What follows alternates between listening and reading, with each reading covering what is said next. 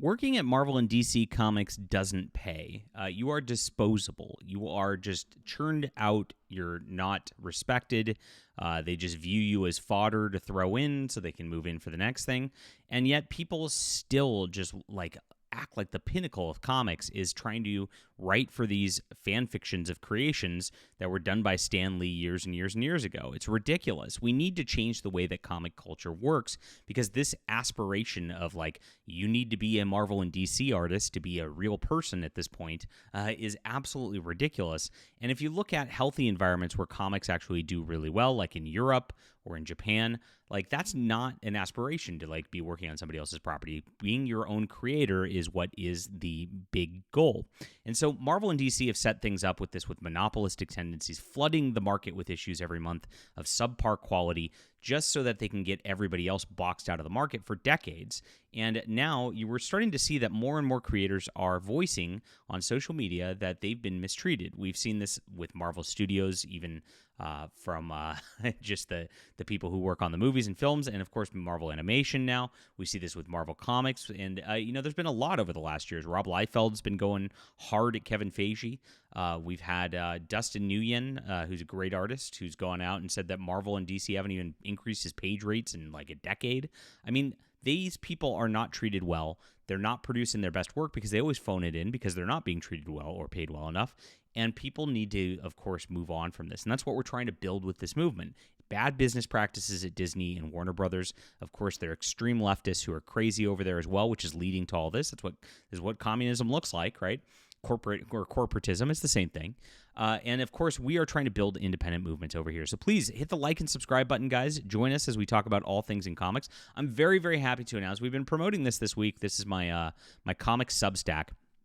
We have grown over 100 people who have signed up for this now, which is great because I'm just putting out beautiful Flying Sparks comics, my old stuff, as web comics now. And we just got to this page. I always used this as marketing back in the day because I always loved, of course, when like Robin or whatever would go, holy, when they see some devastation or something like that. So I had my character Metagirl do this at this point in the comic. Fun stuff. And I'm doing commentary on these. Once I get the full issue up, I'll be doing a full commentary on the issue so you guys can see kind of where all the depth of some of my writing came into some of this. And, of course, it helps to kind of explain the comic there. Now, Flying Sparks has 15 full issues on it. As we grow, maybe we'll build this Substack to a point where we will continue on this story from here. And, of course, I've got other comics I'll be posting as well. So you can join us and build the movement here. Sign up for the Substack. It's in the description below. I also have a newsletter, which, when I have new releases, I let you guys know when things are out. And a web store if you want to support our comics directly and actually buy them right now. I've got that in the description below as well. So thank you guys so much. Big prolific writer. I've written 13 graphic novels that are out, 9 in development, and working on more. Yes, this is the goal, to change the industry and to change things. So it's not just about these properties that, of course, do this. And of course, Spider-Man the Animated Series was something important to me when I grew up. I loved it. I watched this when I was a kid every day when I came home from school. It was a perfect supplement to the comic books, and I read Amazing Spider-Man back then. And of course, as a kid, it's really easy to get in on this stuff and see this. I don't read any of the current crap now. I did a video on what they're doing in it yesterday. It's absolutely atrocious. Go watch that if you haven't seen it. Just nightmare. But this was good stuff. And Spider-Man 94, while it didn't feature a married Peter Parker or anything like that, it did show it kind of in that stage where we got up, I think we even got up into the early 300s of with some Venom stuff going on, which was a lot of fun. And it did exemplify Peter Parker very, very well. It exemplified Mary Jane very, very well. And, of course, the villains very, very well as well. So I enjoyed it quite a bit back in the day. And it was good stuff. Now, of course, X-Men 97 had a very similar vibe to it, and they brought that back as a cartoon. Everybody was thinking maybe they'll bring back Spider-Man as a cartoon, do the same thing, and unfortunately then they launched Your Friendly Neighborhood Spider-Man with all the weird hip-hop beats in the background and race-swapped characters. It was ridiculous and terrible. It was absolutely woke nightmare rather than just doing this. And gosh, they should have just brought the old showrunner back and done this. Now, what they have announced instead is they're doing a Spider-Man 94 comic book. And while they're hiring J.M. DeMatteis to do this, and they actually have, I don't know why they made Mary Jane so ugly on the cover. I mean, whatever. Weird kind of cover art here. But J.M. DeMatteis was the writer of Spider-Man back in the 90s as well. He was on the books back then. So he actually understands the character from that perspective and does this very well. I expect this to be a pretty good comic book. It's 4 issues long. It's a miniseries, not in continuity. And, of course, that's the only stuff that's like even readable from Marvel at this point, which is why Marvel is circling the drain. If you don't have continuity, if you don't have characters that can change, stakes that matter, then, of course, you don't really have a good story. You just can't do much with it. So Spider-Man 94 is coming out in this level, but again, there is a little asterisk to this because John Semper Jr., who was the lead writer on the show, the actual TV show back in the day, didn't even get called about it. Like, Marvel just doesn't even care that he exists, and that's pretty wild to see when there's something like this getting honored.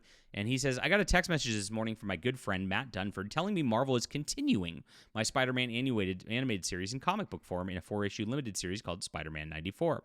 Since I will no doubt be asked about it by fans of the series, no, I am not involved in the comic book, and no one at Marvel approached me to be involved in any way. Absolutely crazy. Again, like I said, they just view everybody as disposable and like they're not even a part of this. This is an evil corporation. They treat creatives like crap, guys. I keep saying, like, this is not something that anybody should be supporting. Matt's text message was the first I heard of it. The internet tells me that J.M. DeMatteis is the writer of the comic book. I have nothing but the greatest respect for him. His amazing body of work over the years, both in animation and comic books, speak for itself. I'm positive this new comic is in great hands. I hired him years ago to participate in writing one episode of my series, which ran for 65 episodes, and I thoroughly enjoyed working with him. Where now he chooses to take the series story is entirely his decision. For the record, they are not my creative choices, and they do not represent any oversight by me. And yes, it would have been nice, some might say respectful, yes. And this is where he's being a little passive-aggressive, but he doesn't want to go really hard on Marvel. I don't know why. It's like, at this point, just call them out. They really treat everybody like crap, and this needs to be called out a lot stronger than this. If they would have reached out to me at some point as a courtesy, but I've long ago abandoned all expectations that Marvel would acknowledge any of my contributions to the Marvel Universe. Like, for instance, my creation of what is now known as the Spider-Verse. Oh, boy. And so I wish them well. Of course not. It's a work for hire, and they don't acknowledge it, because if they acknowledged it, then they might actually have to pay you, and they don't want to do that. This is where it all comes down to at Disney. So I wish them well, encourage them to celebrate with their good cheer this 30th anniversary of Spider-Man the Animated Series, and keep your eye on all my socials, especially YouTube, because I intend to launch my own celebration of my series in the very near future. In the immortal words of my mentor, Stan the Man, enough said. P.S. If you're still reading this far, I have your attention. I would be remiss not to mention that my latest animated series, Weather Hunters, for which I am an executive producer and only head writer, will be debuting on PBS in September, created by Al Roker. It teaches kids the science of weather and boasts all-star cast that includes LeVar Burton, Cheryl Lee Ralph, and Holly Robinson Peete. With this cast, Rodney Salisbury, who is the voice of Joe Robbie Robertson in the Spider-Man the Animated Series, so gather your kids and check it out this fall. Excelsior. Well, I'm glad he got to promote his own thing off the backs of this. This went pretty viral, and of course everybody's on this going, Marvel sucks, Marvel sucks, Marvel sucks, and that is the message here. Marvel sucks. They really treat everybody very badly. They don't give anybody a modicum of respect. This all comes, again, just from their leftist culture. In a leftist culture where it is a communist culture, everybody is interchangeable. You're just a number. You're not a free man. You are just somebody who can just be moved on for the next person if you fall out of line, if you do anything, or even if you're just not needed, because you're just disposable for the party, for the machine. And that's what Disney wants to create. That's the culture, the environment they try to create. And that's why comics are in such a dire strait right now with such bad creativity going on across the board. If you look at Marvel Comics in their main line, it is an atrocious disaster, and nobody's buying any of it. The only thing that's a saving grace right now is another alternate universe project, Ultimate Spider-Man, because of Jonathan Hickman giving fans what they want, making Peter Parker into a married, of course, with kids, and actually being an aspirational person at that point. Something that the current comics can't do. Ugh. Very, very sad stuff, and we wish John Semper Jr. the best. Glad he's out there, of course, calling this out, and I wish he'd be a little bit stronger, but this is a good start. We need more of this, and we need more people to know exactly how bad Marvel and DC Comics are. The industry needs to change to get into a healthier spot, and that's why independent voices are so important. Independent comics are the most important things out there. So, guys, get on my Substack. This is in the description below. This is where we should be to build new comics, build new stories, build new universes. You're going to love this. I will, of course, be updating this daily, and I have a newsletter as well if you'd like to sign up there. And please grab my stuff in my web store as well. Appreciate you being here. We'll be back soon.